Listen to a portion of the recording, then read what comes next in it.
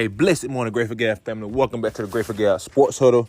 About to get directly to the daily verse. Then my dad joke before I go over the sports rundown. Daily verse for the day of June 24th, 2023. Derives from the book of Proverbs, chapter 4, verse 25. And it states as follows. Look straight ahead and fix your eyes on what lies before you. Amen. And getting it from the book of Proverbs, chapter 4, verse 25. How do you get a squirrel to like you? Act like a nut.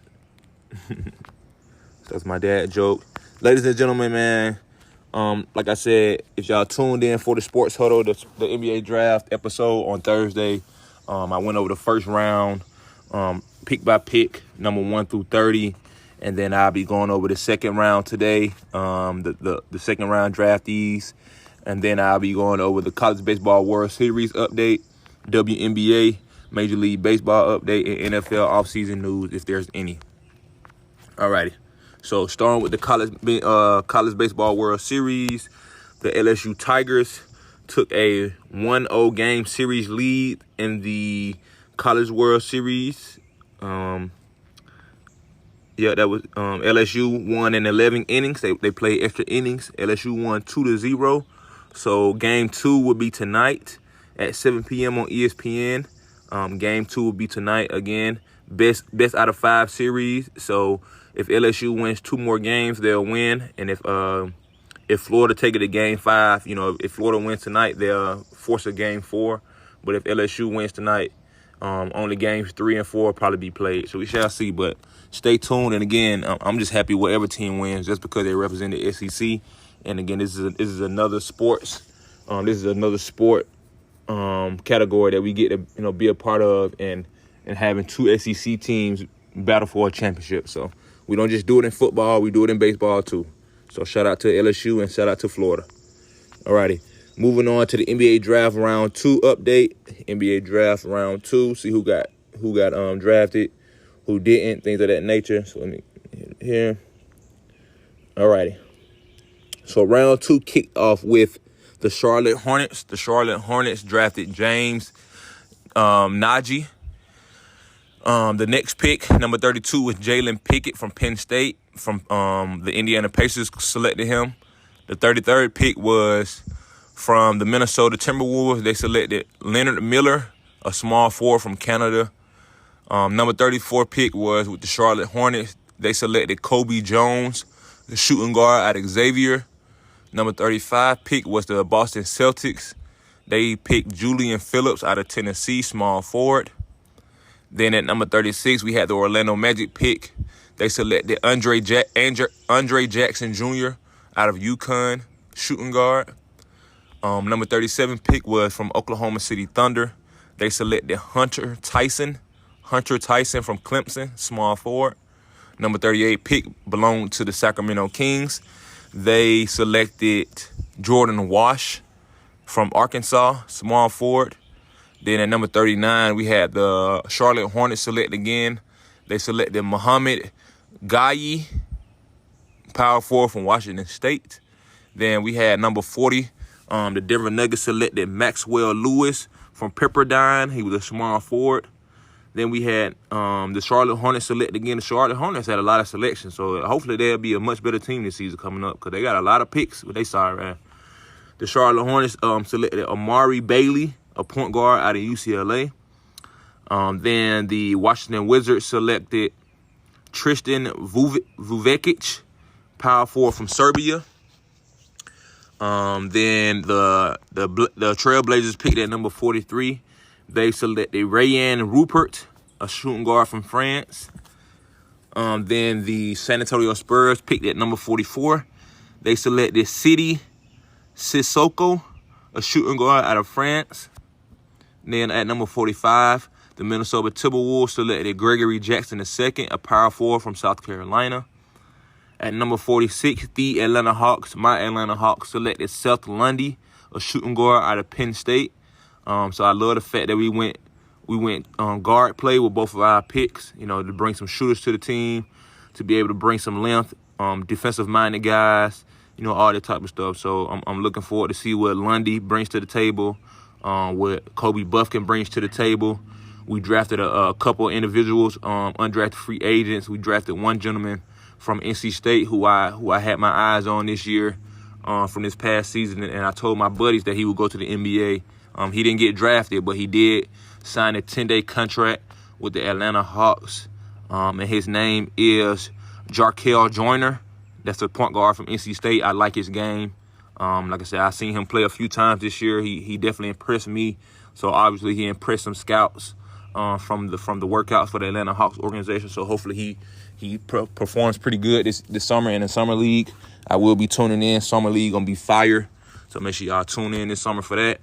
So I will be having my eyes on all these gentlemen, on Kobe Buffkin, on Seth Lundy, on Jarkel Joyner, all these type of gentlemen who made their presence and became Atlanta Hawks. So I'm so proud of y'all, man, and congratulations again to everybody who got drafted, everybody who was able to, get some undrafted free agent contracts, all that type of stuff, man, to get an opportunity to come do what you love on the biggest level and show yourself, and prove to the people why they brought you here. So moving on to number 47 pick. Number 47 pick belonged to the Los Angeles Lakers.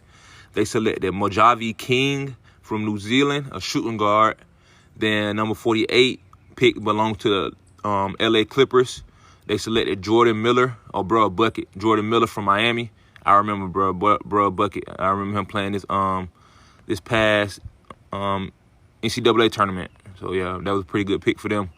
Then at number 49, the Cleveland Cavaliers selected Imani Bates, shooting guard out of Eastern Michigan. He was a highly projected prospect. Came out of the draft this year too. So at number 50, we had the OKC Thunder select Keontae Johnson out of Kansas State. Keontae Johnson. Number 51 pick belonged to the Brooklyn Nets. They selected Jalen Wilson from Kansas. He's a power forward. Number 52 pick belonged to the Phoenix Suns. They selected Tomani Kamara, a power forward from Daytona. Number 53 pick belonged to the Minnesota Timberwolves. They selected Jalen Clark from UCLA, a shooting guard. Number 54 pick belonged to the Sacramento Kings. They selected Jalen Slauson, a power forward from Furman. Then number 55 pick belonged to Isaiah Wong. Isaiah Wong was selected, but the Pacers selected him at number 55. Isaiah Wong, a point guard out of Miami. This guy's a bucket as well.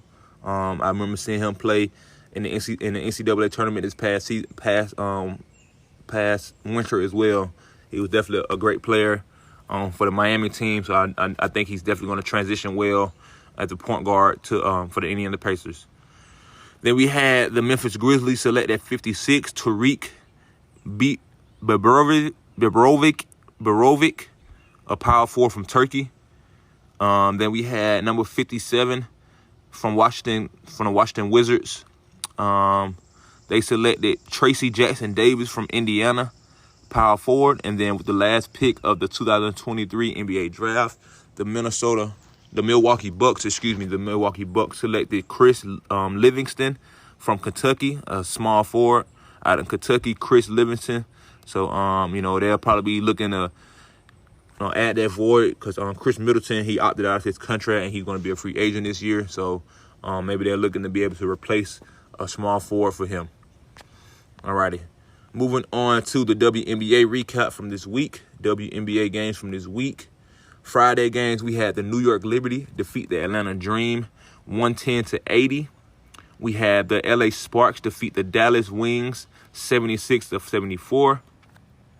For today's games, we have the Indiana Fever going up against the Las Vegas Aces on NBA TV at 9 p.m. And then we have the Phoenix Mercury going up against the Seattle Storm on Twitter at 9 p.m. as well today. So make sure y'all check out those games for Saturday. Moving on to Sunday games, we have the Kinetic Sun hosting the Chicago Sky on ESPN3 at 1 p.m. on Sunday. Then we have the New York Liberty hosting the DC Mystics at 1 p.m. on ABC on Sunday as well. And then we have the Dallas Wings going up against the LA Sparks for our afternoon game on Sunday on ABC at 3 p.m. So make sure y'all tune in. If you're following your respective teams, continue to support them. Sending your love, all that good stuff, because Atlanta Dream, we definitely need it, man. losing by 30 at home is not a good sight. We have to be able to be more dominant on defense and be more efficient on offense. So moving on to the Major League Baseball, the Cincinnati Reds ended an 11-game win streak for the Braves. And with the win from the Cincinnati Reds, that was their 12th game win. So shout out to the Reds. They're on a hot streak just like the Braves. It took them everything they had to beat us. They defeated the Braves last night 11-10. So what a wonderful game. Then the Tampa Bay Rays played the Kansas City Royals. They defeated them 11-3. The Twins defeated the Tigers 4-1. The Pirates defeated the Marlins 3-1. The Phillies defeated the Mets 5-1. The Mariners defeated the Orioles 13-1. The Rangers defeated the Yankees in extra innings 4-2. The Athletics defeated the Blue Jays 5-4. The Brewers defeated the Guardians 7-1. The Red Sox defeated the White Sox 3-1. The Rockies defeated the Angels 7-4. The Padres defeated the Nationals 13-3. The Dodgers defeated the Astros 3-2. And the Giants defeated the Diamondbacks 8-5. This weekend series continues. The Cubs and the Cardinals will be playing a game in London today at 1 p.m. on Fox. So make sure y'all tune into that game if you're into baseball. Like I said, I'm so excited for the major leagues or all these American sports to be able to, go be a part of their international fan bases and show the world, why they would like to be a part of our stuff and, the things we do in the sports, how we sport here in America, so in North America. All right, moving on to NFL offseason news. NFL offseason news, I really didn't receive any today. I really didn't have too much news besides not DeAndre Hopkins, what's his name? Devontae Adams, his charges were dropped. He had an assault charge on him, but it was dropped early this week. He ran into a camera guy 2 seasons ago. I think it was last season, maybe early last season. He ran over the cameraman, and I guess the cameraman got hurt. And ultimately, at the beginning, he wanted to file charges of assault on him, but now those charges have been dropped. So thank God that his on-field antics, or it was on and off-field antics, but it was more of emotional.